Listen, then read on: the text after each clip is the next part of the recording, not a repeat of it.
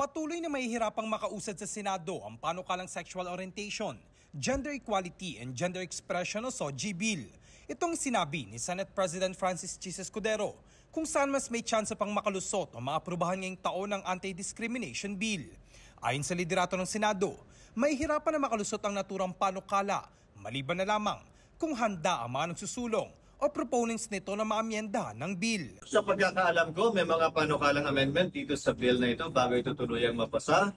Pero sa kwentuhan din, bago pa man ako naging tagapangulo ng Senado, mas malaki ang chance ang makapasa ng anti-discrimination kumpara sa SOGI bill unless nga yung mga amendments ay mapagbibigyan ko. Basahin nyo na lang din, sa pagkakaalam ko kasi may mga objections sa ilan sa aming mga kasamahan tungkol doon noon pa. Samantala, para naman kay Senator Joel Villanueva, kahit hindi na niya siya ang chairman ng Committee on Rules, ay susunod pa rin daw siya sa magiging pasya ng mayorya ng Senado hinggil dito sa naturang panukala. Wala naman anyang problema sa kanya na makipagdebate sa plenaryo hinggil sa SOGI bill at hindi rin daw siya tutol sa karapatan ng mga LGBTQIA+ community. Well, for me as the former chairperson of the Senate Committee on Rules, tayo ay mag-a-adhere pa rin still.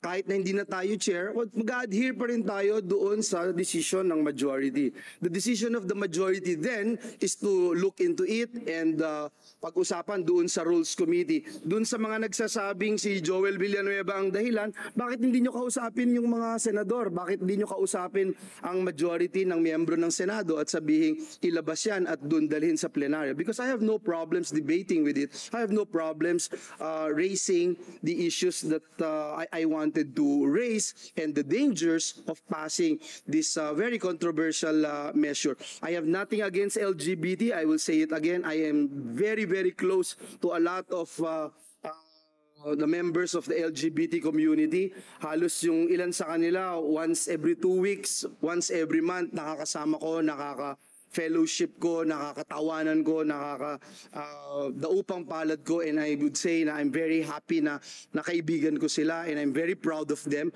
And Samantala, ayon kay Senate Committee on Women Chairman Senadora Risa Ontiveros, pangunahing nagsusulong ng SOGI bill sa Senado, meron ng 19 na mga mambabatas ang lumagda sa committee report sa SOGI Equality Bill.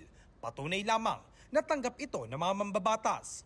Umaasang senadora na titindig si Senate President Escudero para sa mga LGBTQIA+ community ngayong Pride Month at pati na rin sa araw-araw nilang pamumuhay bilang mga tao.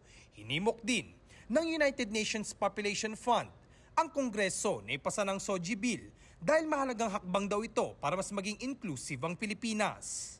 Para sa Bombo Network News, ako si Bombo JC Galvez, nag-uulat para sa #1 and most trusted radio network in the country, Bombo Radio Philippines, Basta Radio. Bombo!